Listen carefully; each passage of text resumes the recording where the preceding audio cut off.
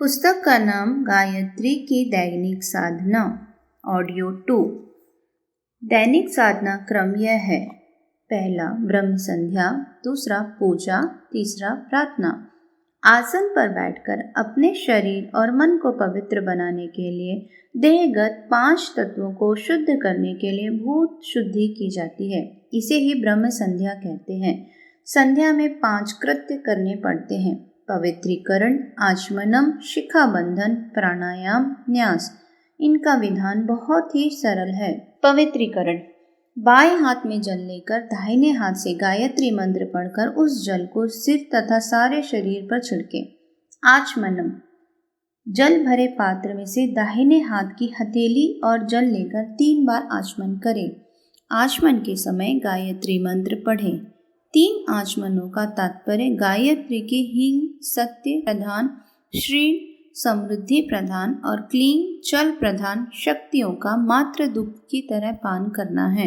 शिखाबंधन: आचमन के पश्चात शिखा को जल से गीली करके उसमें ऐसी गांठ लगानी चाहिए जो सिरा खींचने से खुल जाए।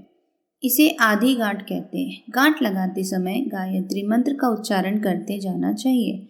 शिखा बंधन का प्रयोजन ब्रह्मरंध्र में स्थित शतदल चक्र की सूक्ष्म शक्तियों का जागरण करना है। जिसके शिखा स्थान पर बाल न हो वे जल से उस स्थान पर स्पर्श कर लें।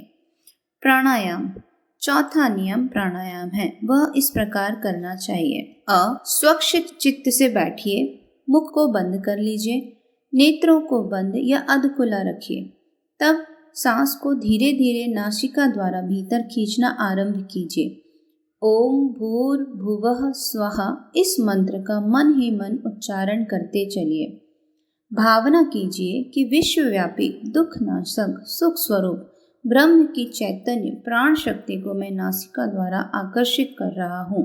इस भावना और इस मंत्र के साथ धीरे धीरे सांस और जितना वायु भीतर भर सके भरिए। अब वायु को भीतर रोकिए और तत्सवितुर्वरेण्यम इस मंत्र भाग का जप कीजिए। साथ ही भावना कीजिए कि नासिका द्वारा खींचा हुआ प्राण श्रेष्ठ है, सूर्य के समान तेजस्वी है, उसका तेज मेरे अंग प्रत्यंग में भरा जा रहा है। इस भावना के साथ पहले की अपेक्षा आधे समय तक वायु को रोक रखें। अब नासिका द्वारा वायु को धीरे धीरे निकालना आरंभ कीजिए और भरको देवस्य धीमहि इस मंत्र भाग को जपिए तथा यह दिव्य प्राण मेरे पापों का नाश करता हुआ विदा हो रहा है ऐसा मनन कीजिए। वायु को निकालने में प्रायः उतना ही समय लगना चाहिए जितना खींचने में लगा था।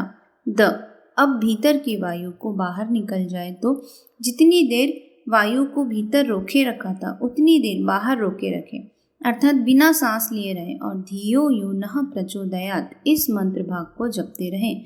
साथ ही भावना करें कि भगवती वेद माता गायत्री सद्बुद्धि को जागृत कर रही है।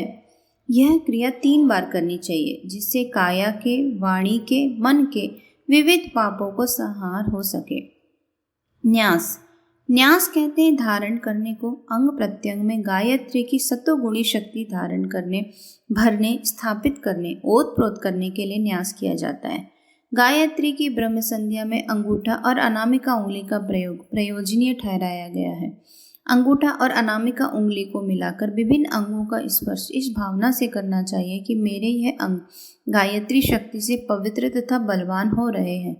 अंग स्पर्श के साथ निम्न प्रकार मंत्रोच्चारण करना चाहिए: पहला ओम भूर्भुवः स्वः मूर्धाय नमः, दूसरा तत्सवितुः नेत्राभ्याम नमः, तीसरा वरेण्यम कर्णाभ्याम नमः, चौथा भर्गो मुखाय नमः, पांचवा देवस्य कंठाय नमः, छठवां धीमहि हृदयाय नमः, सातवां धियो यो नः नाभ्यै नमः, आठवां प्रचोदयात् हस्ताभ्याम नमः। भूत शुद्धि या गायत्री की ब्रह्म संध्या यह छोटी सी है, कुछ मिनटों में पूरी हो जाती है। जो साकार उपासना में विश्वास रखते हैं वे गायत्री की मूर्ति या शीशे में मढ़ा हुआ चित्र सामने रखकर उसका धूप, दीप, नैवेद्य, गंध, अक्षत, पुष्प, तांबुल, पुंगीफल आदि वस्तुएं जो उपलब्ध उनसे पूजन कर ले। जो निराकार उपासना पर विश्वास रखते हों वे चित्र या मूर्ति के स्थान पर अग्नि की स्थापना कर सकते हैं। धूप, अगरबत्ती, घृत के दीपक आदि की आग को गायत्री का प्रतीक मानकर उसे प्रणाम करना चाहिए। गायत्री महाशक्ति के उस पूजन स्थान पर आगमन की भावना करते हुए आवाहन मंत्र पढ़ना चाहिए। ओम आयातु वरदे देवी त्र्यक्षरे ब्रह्मवादिनी गायत्री छन्दसां मातः ब्रह्मयोने नमोस्तुते। पूजा के उपरांत जप आरंभ कर देना चाहिए। जप कम से कम एक माला 108 मंत्र अवश्य हो। अधिक मालाएं जपने की सुविधा हो तो 3, 5, 7, 11 इस प्रकार विषम संख्या में मालाएं जपनी चाहिए। जप के समय आकाश में सूर्य के समान तेजस्वी मंडल का ध्यान करना चाहिए। उसके मध्य में साकार उपासक गायत्री माता की मूर्ति और निराकार उपासक ओम अक्षर का ध्यान करते रहें। जब पूरा हो जाने पर प्रार्थना स्वरूप त्रुटियों के लिए क्षमा प्रार्थना एवं कोई गायत्री स्तोत्र या गायत्री चालीसा का पाठ किया जाता है। यह सब याद ना हो तो केवल भावना से ही प्रार्थना हो सकती है। अंत में विसर्जन मंत्र पढ़ते हुए पूजा समाप्त कर देनी चाहिए। विसर्जन मंत्र यह है। उत्तमे शिखरे देवी भूम्यां पर्वतमूर्धनि ब्राह्मणेभ्यो हनुज्ञाता गच्छ देवी यथा सुखम। यह दैनिक साधना है। प्रातः काल का समय इसके लिए सर्वोत्तम है। जिन्हें सुविधा हो प्रातः सायं दोनों समय कर सकते हैं। जल पात्र को सूर्य के सम्मुख अर्ध रूप से चढ़ा देना चाहिए। पूजा में चढ़ाई वस्तुएं इधर उधर पैरों से कुचलती न फिरे, इसका ध्यान रखना चाहिए। यह साधना विधि सर्वसाधारण के लिए नित्य प्रयोग करने की है। इससे मनुष्य की आत्मा निर्मल होती है तथा दैवी तत्व अपने भीतर बढ़ने से अनेक प्रकार के आध्यात्मिक एवं सांसारिक शुभ परिणाम प्राप्त होते हैं। गायत्री का अर्थ चिंतन। गायत्री मंत्र का अर्थ इस प्रकार है। ओम परमात्मा, भूः प्राण स्वरूप, भुवः दुख नाशक, स्वः सुख स्वरूप, तत् उस सवितुः, सवितुः तेजस्वी, वरेण्यम श्रेष्ठ, भर्गः पाप नाशक, देवस्य दिव्य, धीमहि धारण करे, धियो बुद्धि, यो जो, नः हमारी प्रचोदयात प्रेरित करे। अर्थात उस प्राण स्वरूप, दुख नाशक, सुख स्वरूप, श्रेष्ठ, तेजस्वी, पाप नाशक, देव स्वरूप परमात्मा को हम अंतरात्मा में धारण करें। यह वह परमात्मा हमारी बुद्धि को सन्मार्ग पर प्रेरित करे। इस अर्थ का विचार करने से उसके अंतर्गत 3 तथ्य प्रकट होते हैं। ईश्वर का दिव्य चिंतन, ईश्वर को अपने अंदर धारण करना, सद्बुद्धि की प्रेरणा के लिए प्रार्थना। ये तीनों ही बातें असाधारण महत्व की हैं। पहला, ईश्वर के प्राणवान, दुख रहित, आनंद स्वरूप, तेजस्वी, श्रेष्ठ, पाप रहित, देव गुण संपन्न स्वरूप का ध्यान करने का तात्पर्य यह है कि इन्हीं गुणों को हम अपने में लावे, अपने विचार और स्वभाव को ऐसा बनावे कि उपयुक्त विशेषताएं हमारे व्यवहारिक जीवन में परिलक्षित होने लगे। इस प्रकार की विचारधारा, कार्य पद्धति एवं अनुभूति मनुष्य की आत्मिक और भौतिक स्थिति को दिन दिन समुन्नत एवं श्रेष्ठतम बनाती चलती है। दूसरा, गायत्री मंत्र के दूसरे भाग में परमात्मा को अपने अंदर धारण करने की प्रतिज्ञा है। उस ब्रह्म, उस दिव्य गुण संपन्न परमात्मा को संसार के कण कण में व्याप्त देखने से मनुष्य को हर घड़ी ईश्वर दर्शन का आनंद प्राप्त होता रहता है और वह अपने को ईश्वर के निकट स्वर्गीय स्थिति में रहता हुआ अनुभव करता है। तीसरा, मंत्र के तीसरे भाग में सद्बुद्धि का महत्व सर्वोपरि होने की मान्यता का प्रतिपादन है। भगवान से यही प्रार्थना की गई है कि आप हमारी बुद्धि को सन्मार्ग पर प्रेरित कर दीजिए, क्योंकि यह एक ऐसी महान भगवत कृपा है कि इसके प्राप्त होने पर अन्य सब सुख संपदाएं अपने आप प्राप्त हो जाती हैं। इस मंत्र के प्रथम भाग में ईश्वरीय दिव्य गुणों को प्राप्त करने, दूसरे भाग में ईश्वरीय दृष्टिकोण धारण करने और तीसरे में बुद्धि को सन्मार्ग पर लगाने की प्रेरणा है। गायत्री की शिक्षा है अपनी बुद्धि को सात्विक बनाओ, आदर्शों को ऊंचा रखो, उच्च दार्शनिक विचारधाराओं में रमण करो और तुच्छ तृष्णाओं एवं वासनाओं के लिए हमें नचाने वाली कुबुद्धि को मानस लोक में से बहिष्कृत कर दो। जैसे जैसे कुबुद्धि का कलमश दूर होगा वैसे दिव्य गुण संपन्न परमात्मा के अंशों की अपने में वृद्धि होती जाएगी और उसी अनुपात से लौकिक और परलौकिक आनंद की अनुभूति होती जाएगी। गायत्री मंत्र में सन्निहित उपयुक्त तथ्य में ज्ञान, भक्ति, कर्म, उपासना तीनों हैं।